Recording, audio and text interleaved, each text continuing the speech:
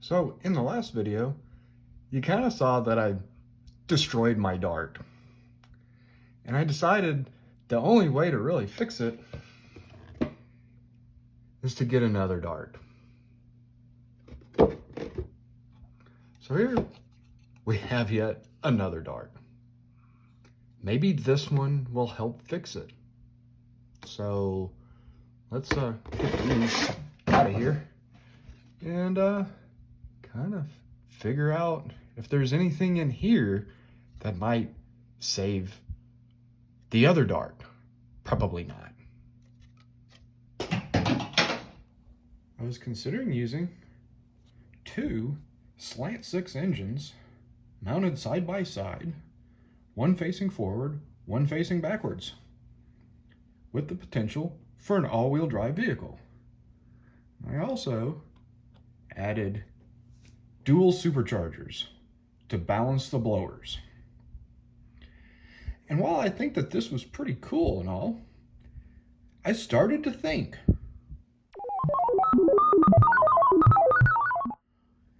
if two slant 6 engines was cool, what about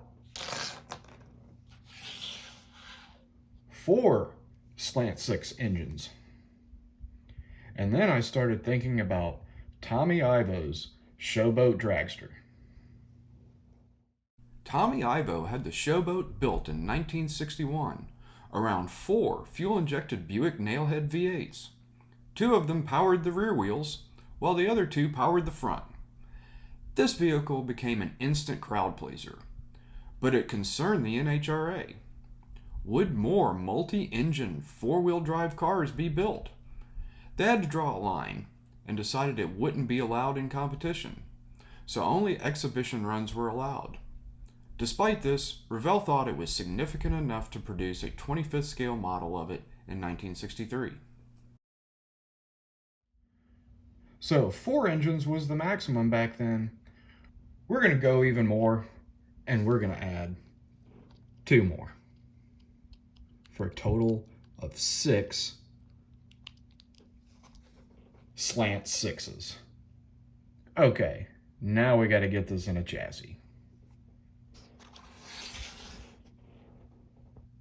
So basically for the chassis, I just took a Showboat. It's a pretty nice unit. And then I had to sort of come up with the rest. And this is just simply evergreen strips.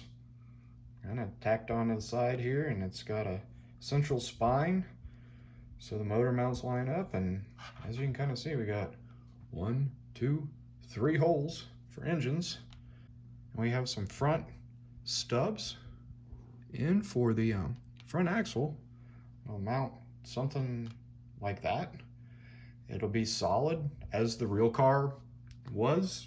Believe it or not, the real car had a front suspension in testing, and they said it actually ran worse. And once they put the solid front axle on it, it ran straight and true. So I think I'm going to use that proof of concept and maybe a little bit more reinforcements once we get the engines in. So let's install some engines.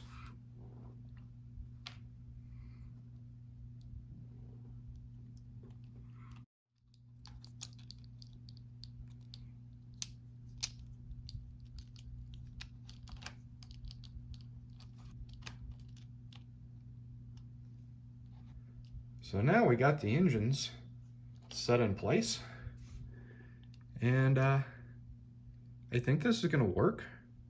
Got to shim this up just a little bit, and it's going to have a steering very similar to the Showboat, and it's pretty much just what you see here.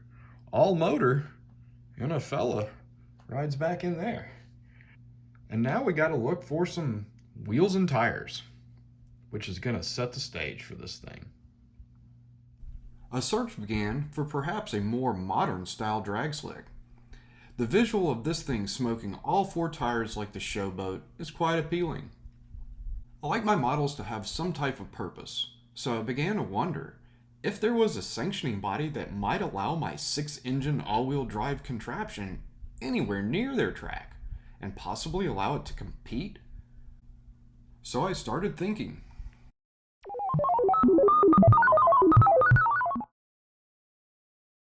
Then I found the Mud Racers Association. Would they allow my creation to frolic in a meadow? This isn't the same as mud bog racing. Think more like drag racing on dirt. These are purpose-built vehicles to run on a track up to 300 feet. Sometimes dirt, sometimes sand. A wide variety of vehicles can run. I even downloaded the rules for this type of racing. Very minimal, just like I like them. Almost anything goes. Just use paddle tires, brakes are required, maximum 150-inch wheelbase, and minimum weights. The engine rules are minimal as well. Any automotive type engine permitted.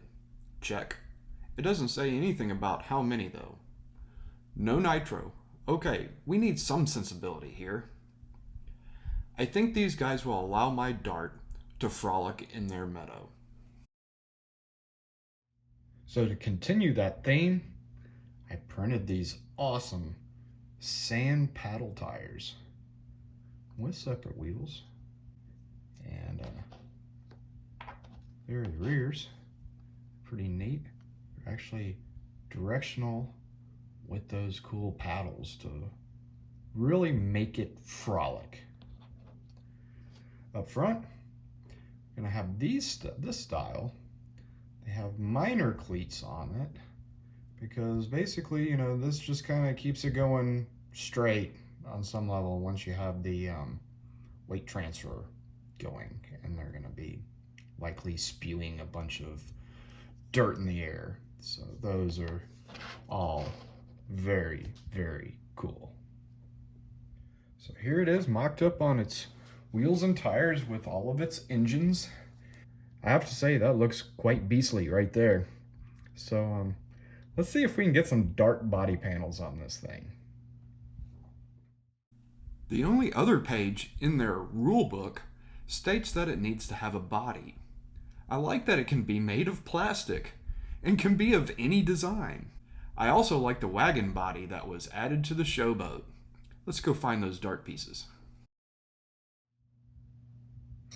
So as you kind of saw, now it makes sense why I cut that out. Because this is going to go down right about like that. And as we can see, we're going to have to do some zipping out here. And probably some zipping out here. Because this is the original cowl. And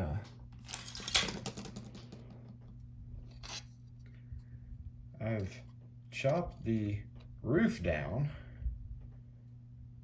and that's gonna kind of go on all the way back into here. And we're gonna have to add an access panel so you can pop up and get in and out of it.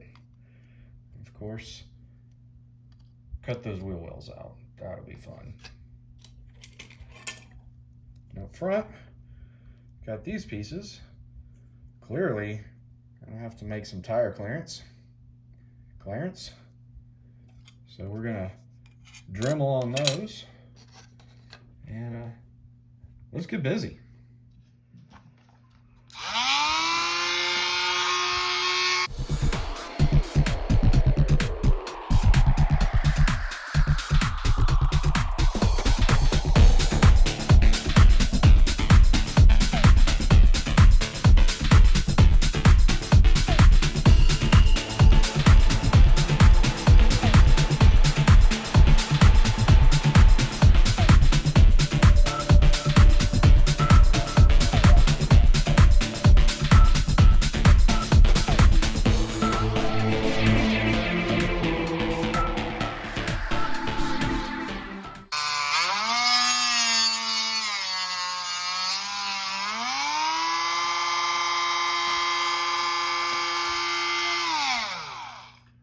Ah, that feels better.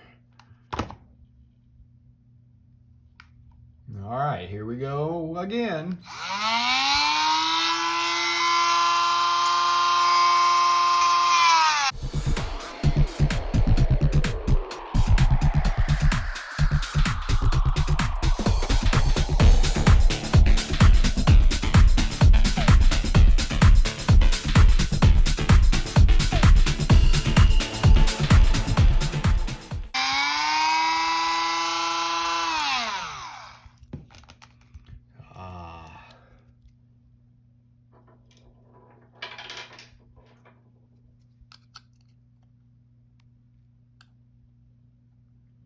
You need a little bit more.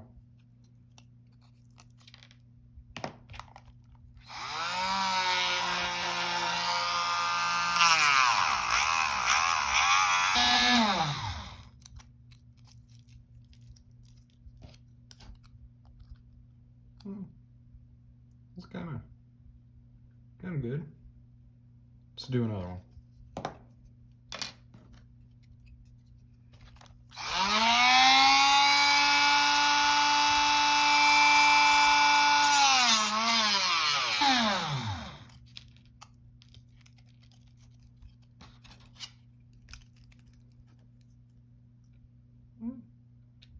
It's pretty close. Close enough for our government work. Get out some sandpaper. Make this even better.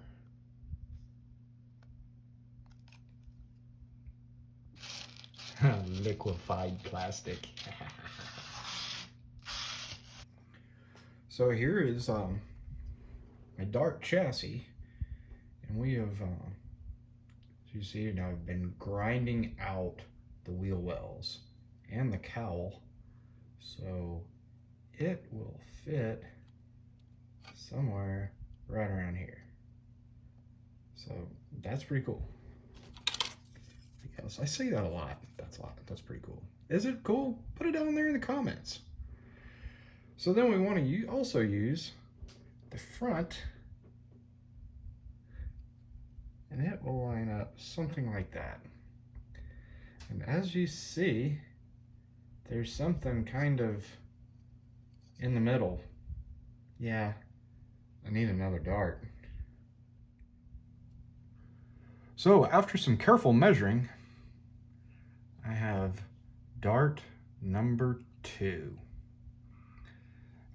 I need about almost an inch out of the middle here to make the body connect. And so what I basically did is I took the front, and it's here, and I'm going to move this forward because this body line here and then here is about the same, and I think I can blend that pretty good to mold this piece back to the quarter, because that's where I cut the other body. So yeah, I know what you're thinking. It's another sacrifice dart. So let's break out the saw. Going to use the Ninja saw for this because it needs to basically be pretty precision. I want a nice even cut. I think they're mostly straight. Maybe not, probably not. Who knows? We'll just put some more Bondo on it later. So let's get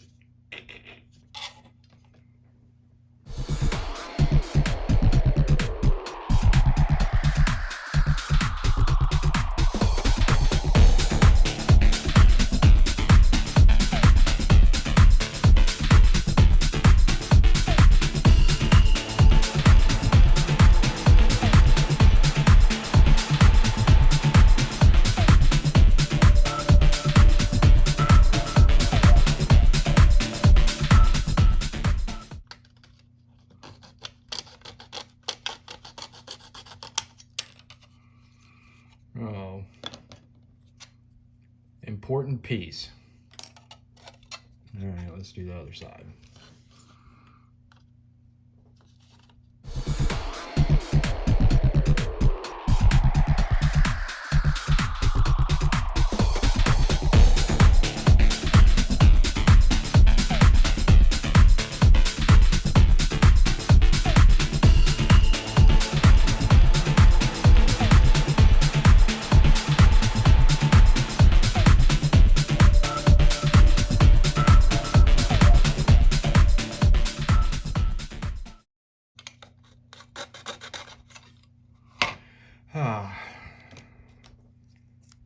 two important pieces.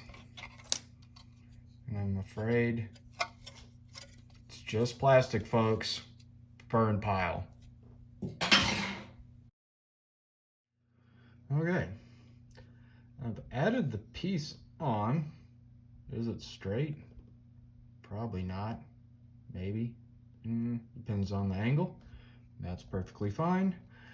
You might wonder what I use to glue this piece to that piece.